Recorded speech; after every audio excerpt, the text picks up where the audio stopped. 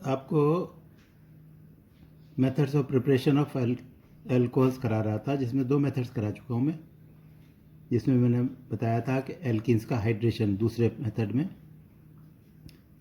बल्कि ऐसा कहिए कि दूसरा मेथड नहीं, चौथा मेथड था वो डी फ्रॉम एल्किन्स में। एल्किन्स में मैंने 2 एग्जांपल दिए थे, एक तो इथिलीन का, एक प्रोपिलीन का। इथिलीन से हम इथाइल अल्कोहल कैसे बनाएंगे, प्रोपिलीन से प्रोपाइल अल्कोहल बनता है, लेकिन वो आइसोप्रोपाइल अल्कोहल क्यों बनता है उसका भी रीज़न हमने बता दिया था, और इसका मैकेनिज्म भी मैंने आपको बताया था, बहुत इंपॉर्टेंट है मैकेनिज्म। इसके अलावा इसी में ही एल्किन्स का ही, जैसे दूसरा मेथड में बताया था, प्रोपिलीन से हम एसिड्स का रिएक्शन बताया था, डायरेक्ट हाइड्रेशन भी हम कर सकते हैं एल्किन का। डायरेक्ट हाइड्रेशन ऑफ एल्किन भी इसमें इसी की कैटेगरी में आएगा, जिसमें हम स्टीम पास करते हैं। डायरेक्ट हाइड्रेशन ऑफ एल्किन्स तो कैसे करते हैं? The alkenes are treated, the alkenes hydration क्या होता है? are treated with steam। Steam क्या है? वाटर, और वाटर को कहते हैं हाइड्रेशन। वाटर से ट्रीटमेंट को कहते हैं हाइड्रेशन। वाटर का ऐड होना हाइड्रेशन कहलाता है। तो alkenes are treated with steam at 300 degree centigrade, यानी 573 डिग्री केल्विन। केल्विन में लिखते हैं ना आजकल temperature. 573 degree kelvin in presence of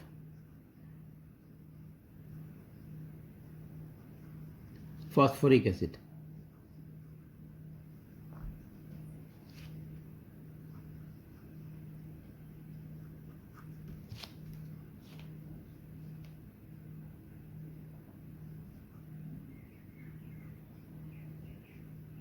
phosphoric acid, दोबारा देख रहा हूँ उसको।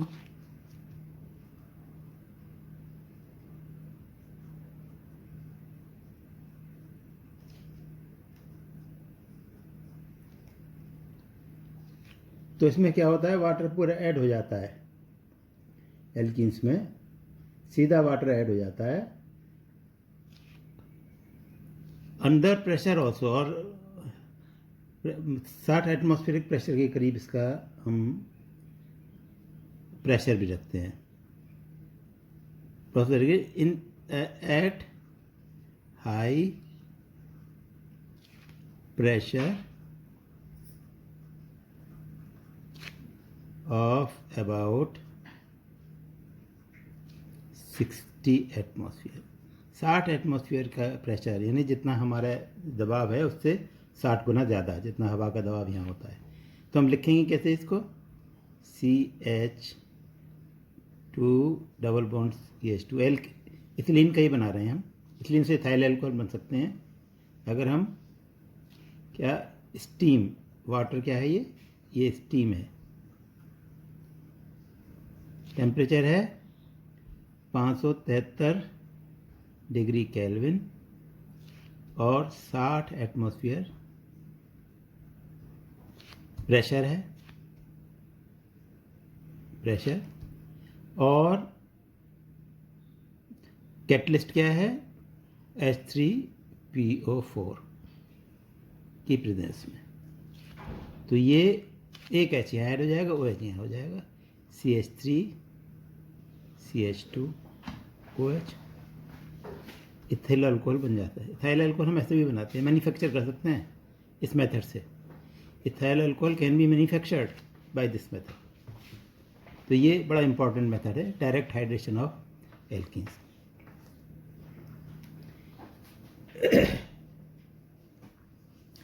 और सोचिए आप किस तरह से हम बना सकते हैं।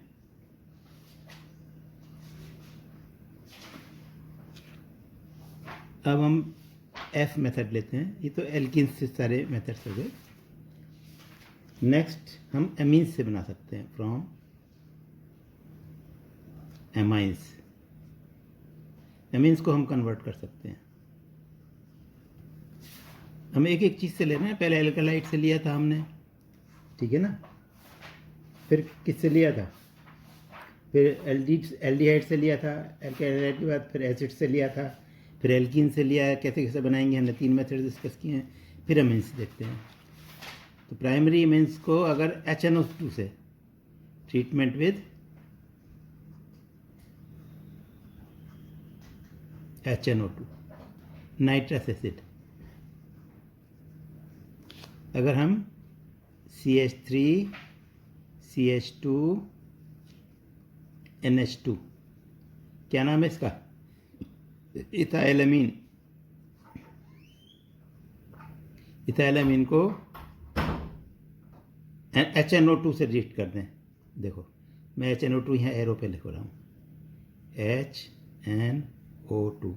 HNO2 क्या है, इसमें एक OH ग्रुप है और बाकी क्या बचा, OH निकाल दिया तो NO, हम इसको ऐसे लिख सकते हैं OHNO। तो अब जब रिएक्ट करता है ये तो CH3 CH2OH बन जाता है, CH3 CH2OH। अगर हमें समझना है इसको, कैसे समझना है, बड़ा आसान है, इसको याद करने का तरीका देखो, ऐसे कर लो। मैकेनिज्म नहीं है, फिर मैं बता रहा हूँ, याद करने का तरीका बता रहा हूँ कि आप HONO को OH तो यहाँ लिख लो, OH यहाँ लिख लो, N यहाँ लिख लो, O यहाँ लिख लो, OH NO, इसको हमने ऐसे लिख लिया। तो ये तो H2O निकल गया, ये N2 निकल गया, ये OH आ गया, तो ये प्लस N2 है ना, बहुत आसान तरीका। और H2O रटने का तरीका है ये, अच्छा याद रह जाता है इस तरह से। तो ये अमीन से भी हम बना सकते हैं, अगर ये HNO2 के साथ हम हीट करते हैं इसको, इसको अमीन्स को, प्राइमरी अमीन्स, इथाइलमीन, ये प्राइमरी अमीन है, इथाइल अमीन से ethyl alcohol. How will you convert ethyl amine into ethyl alcohol, ये क्वेश्चन पूछा जाता है इम्तिहानों में। ये है इथाइल एल्कोहल, कन्वर्ट, क्वेश्चन है convert ethylamine into ethyl alcohol, ये आंसर है इसका। क्वेश्चन है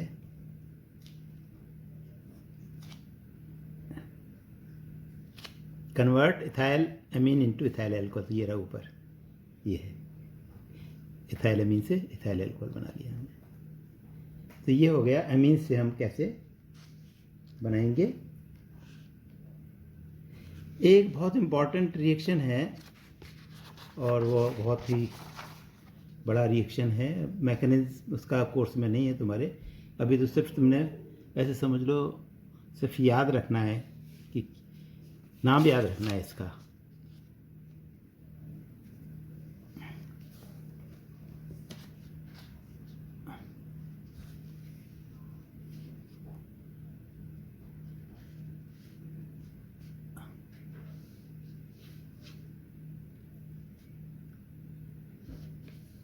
कुछ लिख लो ना, फिर देख लो।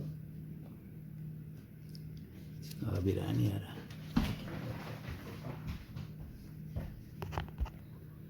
नेक्स्ट है आपका जो बहुत इंपॉर्टेंट रिएक्शन है, ऑक्सीमराइजेशन, डी ऑक्सीमराइजेशन एंड डीमर्क्यूराइजेशन।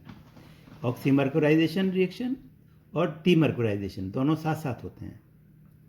इसमें क्या होता है, मर्क्यूरस एसीटेट के साथ रिएक्शन कराते हैं इसमें, मर्क्यूरिक एसीटेट के साथ, और उसको रिएक्शन कराने के बाद NaBH4 से ट्रीट करके फिर वाटर से इसको हाइड्रोलाइज कर देते हैं। तो इस रिएक्शन को सिर्फ आपने याद रखना है, इसका मैकेनिज्म तो कोर्स में नहीं है, बहुत बड़ा मैकेनिज्म है इसका। तो इसमें हम क्या करते हैं, जैसे सपोज कीजिए ये है alkene CH3CH double bond CH2, इसको हम कैसे ट्रीट करेंगे, मरकरी एसीटेट। मरकरी एसीटेट क्या होता है ज़रा समझ लो, CH3COO ट्वाइस Hg, ये मर्क्यूरिक एसीटेट है। ये पहला स्टेप में मर्क्यूरी एसीटेट ट्रीट करते हैं। दूसरे स्टेप में NaBH4 सोडियम बोरोहाइड्राइड और followed by hydrolysis by water, ये लिखना है आपने। तो एक्चुअली होता क्या है कि ये मरकरी जो है ना यहाँ पर रिएक्ट कर जाता है, यहाँ पे ऐड हो जाता है, Hg और CH3CO ऊपर पहुँच जाते हैं और यहाँ पर पॉजिटिव चार्ज आ जाता है। और इसमें से जब NaBH4 रिएक्ट करता है तो ये Hg तो निकल जाता है इसमें से और उसकी जगह OH आ जाता है। तो इस तरह से बन जाता है CH3। इसका मैकेनिज्म के कोर्स में आप रहने दीजिए, मैकेनिज्म आपके कोर्स में भी नहीं है वैसे भी, और टफ मैकेनिज्म है इसका। OH यहाँ आ जाता है और यहाँ CH3 आ जाता है। इन 3 स्टेप्स में पहले मर्क्यूराइजेशन, ठीक है, फिर रिडक्शन NaBH4 से, और उसके बाद फिर हाइड्रोलिसिस जब हम करते हैं तो ये बन जाता है CH3 CHOH। तो OH HOH ऐड हो जाता है इससे, ये वाटर H तो जो है यहाँ ऐड हो जाता है, OH यहाँ हो जाता है, इन्हें ऐसे समझो। बाकी सब चीज़ डिकम्पोज होकर निकल जाती है। मरकरी अलग हो जाता है, मरकरी का एसिड है ये, लास्ट में जा कर के एसिटिक एसिड अलग बन जाता है, BH3 अलग निकल जाता है और NaOH अलग निकल जाता है। तो वो कई स्टेप्स में रिएक्शन होता है। फिलहाल आप ये समझ लो, ये है आइसोप्रोपाइल एल्कोहल, आइसोप्रोपाइल एल्कोहल। इस रिएक्शन को याद रखना है, ऑक्सीमराइजेशन,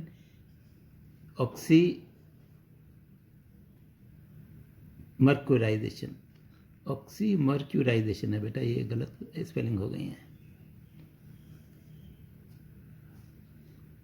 मर्क्यूराइजेशन, गलत हो गया ये, मर्क्यूराइजेशन। दोबारा लिख रहा हूँ भाई, ऑक्सीमर्क्यूराइजेशन और डीमर्क्यूराइजेशन रिएक्शन। अब उसके बाद में सबसे इम्पॉर्टेंट मेथड ये है, कौन सा मेथड मैंने बताया आपको इससे पहले था, मैंने कौन सा मेथड आपको मार्क किया था, एक मिनट होल्ड करना,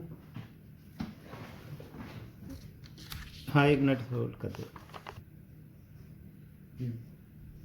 हाँ तो बता रहा था मैं, कंटिन्यूटी नहीं थी, वो F था पहला, अब ये जी मेथड मैंने कराया आपको, ऑक्सीमर्क्यूराइजेशन डीमर्क्यूराइजेशन रिएक्शन में से हम बनाते हैं, ये बहुत इंपॉर्टेंट रिएक्शन मैंने बताया। इसके अलावा एक मेथड है मैन्युफैक्चर का, जिसको हम H रिप्रेजेंट कर रहे हैं बाय मैन्युफैक्चर होता है इसे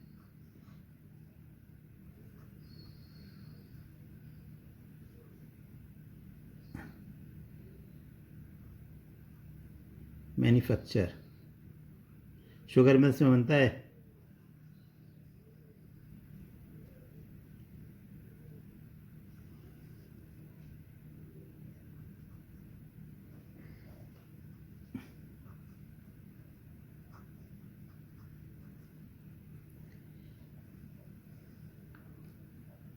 बाय fermentation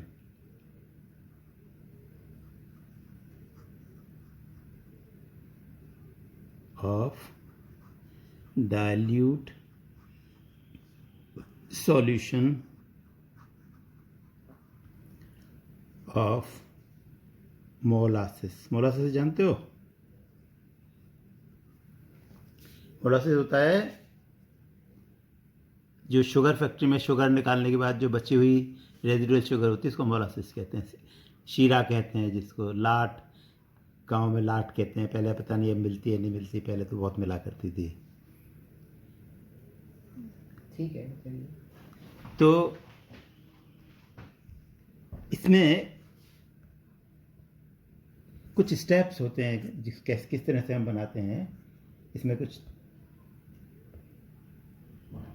इसको फर्मेंटेशन क्यों कहते हैं ये भी मैं बताऊंगा अभी। फर्मेंटेशन होता क्या है। सबसे पहले तो हम इसमें स्टेप्स क्या क्या हैं वो मैं बता रहा हूँ। स्टेप्स, सबसे पहले है डाइल्यूशन। पहला स्टेप है डाइल्यूशन ऑफ मोलासिस। मोलासिस में पानी डालना है बहुत सारा।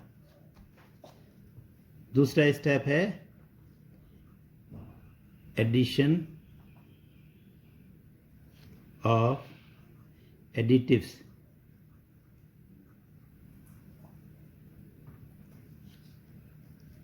like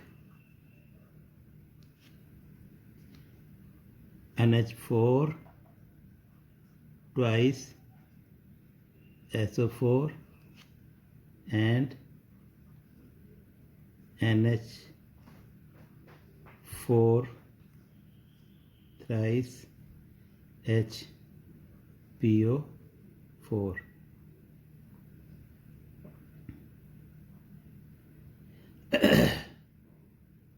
NH4 twice ammonium hydrogen phosphate या NH4 thrice PO4। Ammonium phosphate भी यूज़ कर लेते हैं।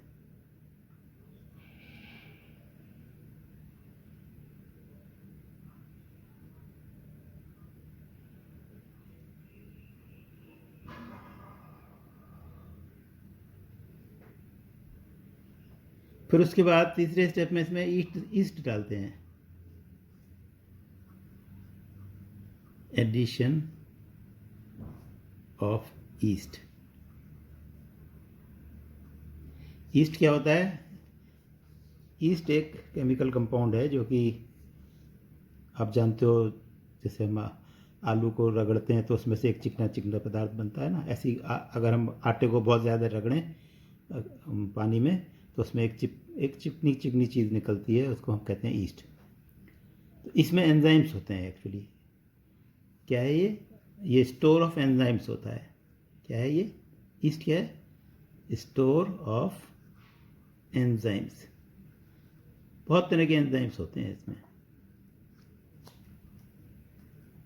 उसके बाद temperature maintenance. Temperature 25 to 30 degree centigrade. Cold place में एक ढके हुए जगह में जहाँ पर छाया हो उसमें रख देते हैं और टेम्परेचर रखते हैं 25 से 30 डिग्री। तो जब हम इस तरह का इसका कंडीशन बना लेते हैं तो ये कुछ देर बाद इसमें रिएक्शन शुरू हो जाता है और वो उसमें कार्बन डाइऑक्साइड निकलने लगती है। और कार्बन डाइऑक्साइड निकलने से बबलिंग होती है। बबलिंग होती है तो ऐसा लगता है जैसे उबल रहा हो, बॉईल कर रहा हो। तो शुरू में पहले ये समझते थे ये बॉईल कर रहा है ऑटोमेटिकली। तो उसको लैटिन वर्ड में फर्वर कहते हैं, FERVER। तो उससे नाम पड़ गया था इसका फर्मेंटेशन। तो क्या है कि जब ये ईस्ट की प्रेजेंस में डालते हैं तो क्या होता है, इन 4 स्टेप्स को करने के बाद after some time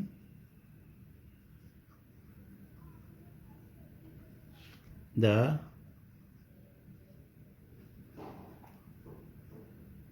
yeast enzymes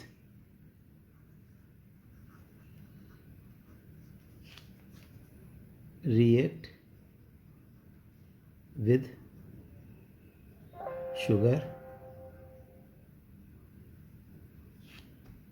to produce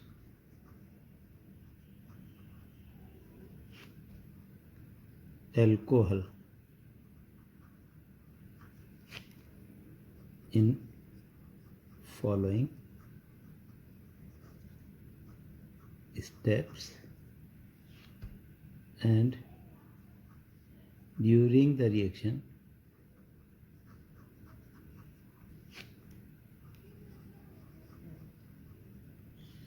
carbon dioxide gas comes out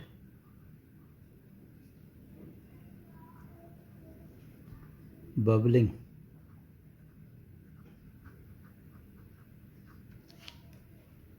through the solution, through the bubbling solution के थ्रू होने लगती है, and the solution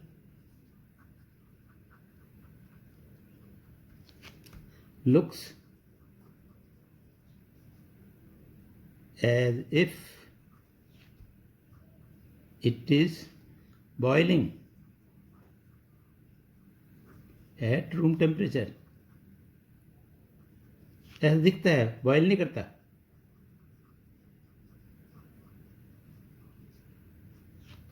This phenomena was termed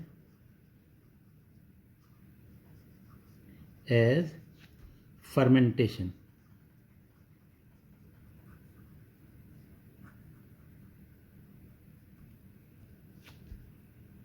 Of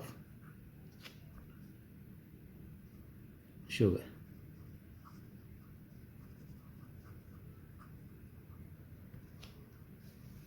reactions कौन से होते हैं? पहले शुगर होता है C12, केन शुगर का फॉर्मूला ही होता है C12H22O11.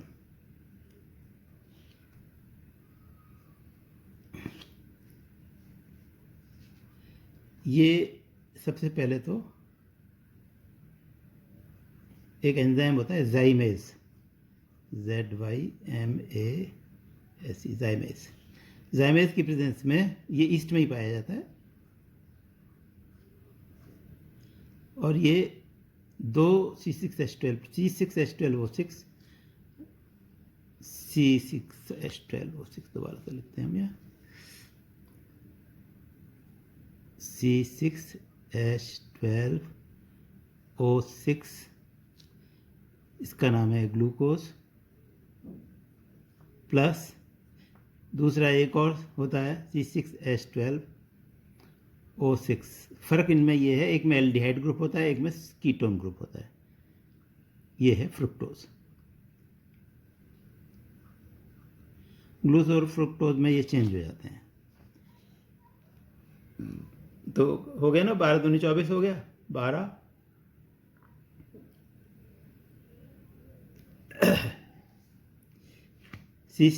C12H22O11 कितना होना चाहिए? 12 का 12 हो गया ना, 6 दूनी 12, 12 ही हो गया. ये 24 हो गया, ये 22 और 2 24 हो गया. ऑक्सीजन 6 और 6 12 और ये 11 और 1 12. ठीक हो गया ग्लूकोज और फ्रुक्टोज. उसके बाद ये जो ग्लूकोज और फ्रुक्टोज दोनों ही C6H12O6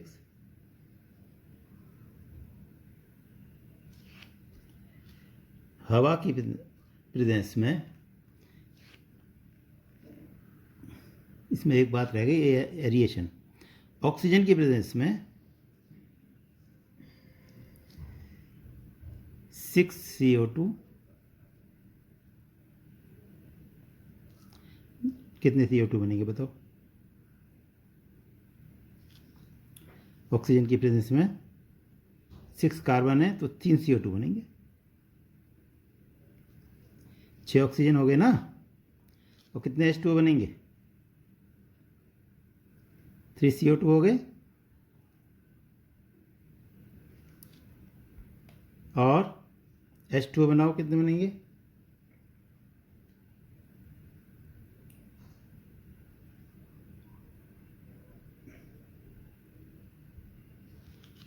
हमें बनाना क्या, एल्कोहल बनाना है भाई।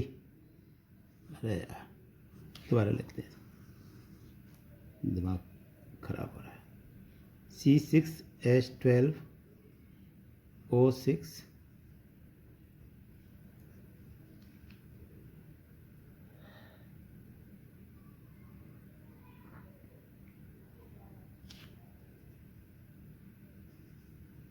ये इन्वर्टेज की प्रेजेंस में ऑक्सीडेशन करें,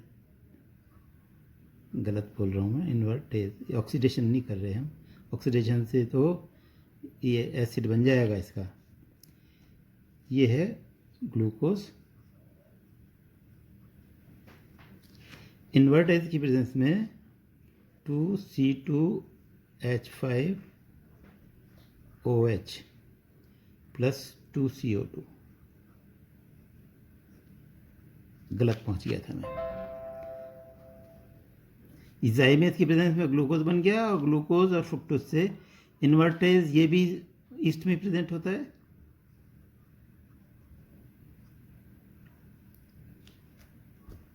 इसमें कुछ नहीं ऐड करते हैं, सीधा ये कन्वर्ट हो जाता है। लेकिन इसकी जो वो होती है, कांस्टेंट एरिएशन होना चाहिए। कांस्टेंट एरिएशन का मतलब हवा पास होना, टेम्परेचर इतना, एंड यही कर दे रहा हूँ मैं, कांस्टेंट एरिएशन। ऊपर चौथे स्टेप में करता हूँ, constant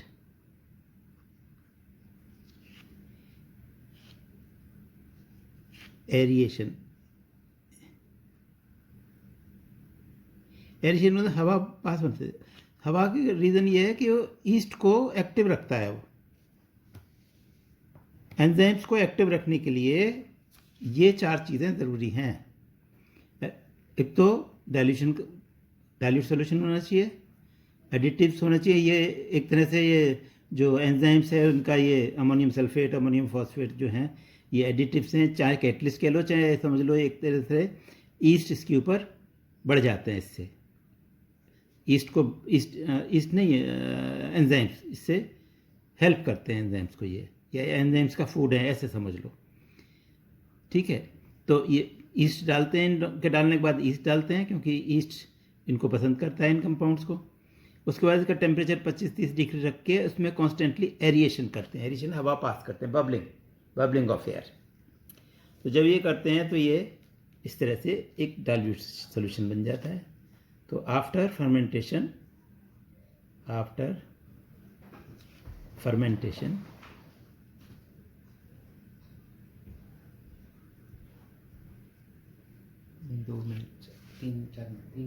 a dilute solution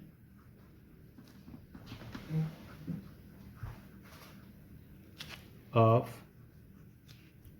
alcohol is obtained in few days।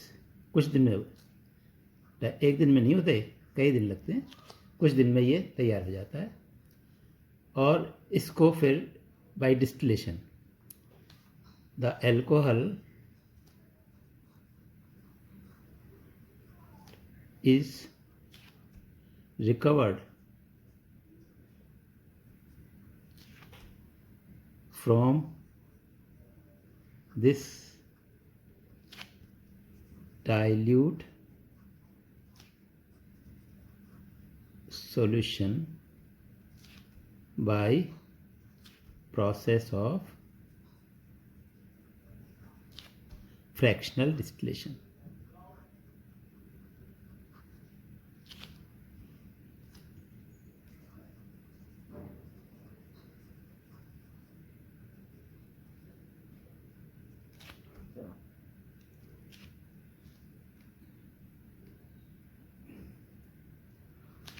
On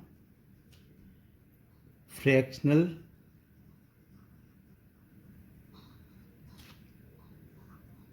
distillation,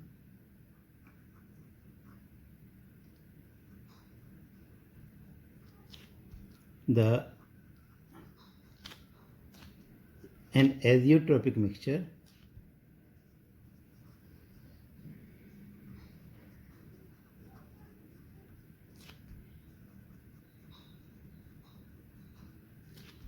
of composition